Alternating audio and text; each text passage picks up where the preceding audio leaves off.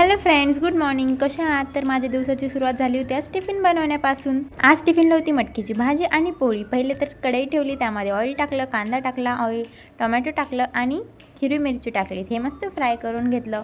मग त्यामध्ये काही बेसिक मसाले टाकले, म्हणजेच हळद, मिरची पावडर, आणि याला पण मस्त फ्राय करून घेतलं. आणि मग आपली शिजलेली मटकी त्यामध्ये टाकून घेतली. मटकीला पण मस्त फ्राय करून घेतलं. एकीकडे भाजी तर एकीकडे पोळी, असा माझा काहीतरी स्वयंपाक चालू होता. कारण मला जायचं होतं पार्लरसाठी आणि पार्लरला जाण्यासाठी खूप उशीर झालेला होता. जसं की लाईफमध्ये मोबाईलशिवाय काही अर्थ नाही, तसंच भाजीला पण मिठाशिवाय चव नाही. त्यामुळे मीठ तर इम्पॉर्टंट आहे. मीठ टाकून घेतलं आणि मी निघाले पार्लरला जाण्यासाठी. बाहेर एवढं ऊन होतं की बस कधी, पण काय करणार, जावं तर लागणारच. आणि इथे येऊन बघते तर काय एवढी धूळ, कारण इथे चालू होतं रोडचं काम. पार्लरमध्ये आज खूप शांतता होती, त्यामुळे खूप बोर होत होतं. आणि बोर झाल्यावर तर काय, आपल्याकडे एकच ऑप्शन असतो, तो म्हणजे चहा. मग काय, मी आणि माझी मैत्रीण निघालो चहा पिण्यासाठी. आता उन्हाळा चालू झाला आहे, तर दिवसा तर काही बाहेर निघू शकत नाही, त्यामुळे रात्रीचं फिरायला खूप छान वाटतं. तर मस्त चहा एन्जॉय केला आणि आम्ही निघालो झुडिओला जाण्यासाठी. कितीही शॉपिंग केली तरी शॉपिंगवर काही कंट्रोल येतच नाही, त्यामुळे झुडिओला तर जावंच लागतं.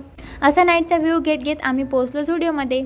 आणि आज जाऊन बघतो तर काय, हा पुतळा तर आमच्याकडे रागानेच बघत होता, कारण त्याला माहिती आहे हे फक्त येणार, बघणार आणि जाणार, घेणार तर काहीच नाही. तर असा होता माझा आजचा दिवस. चलो बाय.